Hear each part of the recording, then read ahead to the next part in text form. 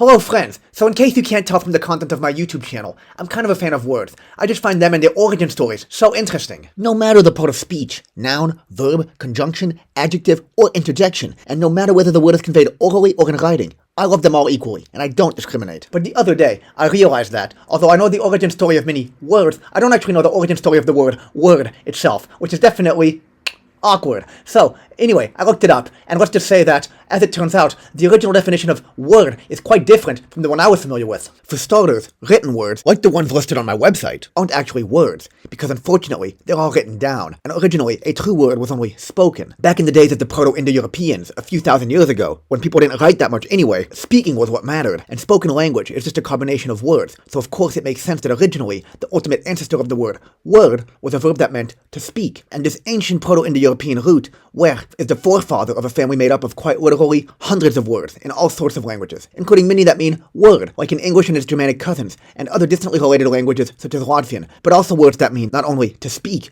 but specifically to speak falsehoods, for example, the Russian vrat. And interestingly, in another branch of words descended from the same Proto-Indo-European root, we get the Latin word verbum, which, although it meant verb, was of course a noun. Originally, it meant the same thing as its Proto-Indo-European ancestor, that is, an utterance, or a spoken word. But then at one point, it started to be associated with more than just an ordinary word, but rather the most important word among a group of words. For example, words in a sentence, where the verbum would play the role of the verb. That is, the word that creates the action and that gets other words in the sentence to do things like adding meaning and nuance to the noun, or nomen in Latin. And the nomen, with the help of ancient Greek, in modern English and other languages, gradually developed into the noun. Eventually, the word verbum likewise developed into English and other related languages. Interestingly, other languages adopted their own word for verb, based on the meaning of the Latin term, for example, the Russian gлаго. So anyway, what does all this mean? Well, that all verbs are words, but on the other hand, not all words are verbs. Some words, for example, like the word word itself, are nouns. And some words are neither verbs nor nouns. For example, back in the day, although the verbum was seen as the most important word in a sentence because it added meaning, so to speak, to all the other words, there was another part of speech, the adverbum, the ancestor of adverb, that got its name because it added meaning to the verb, thus affecting how it acted upon the other words in the sentence. So where does that leave me in my understanding of what a word actually is?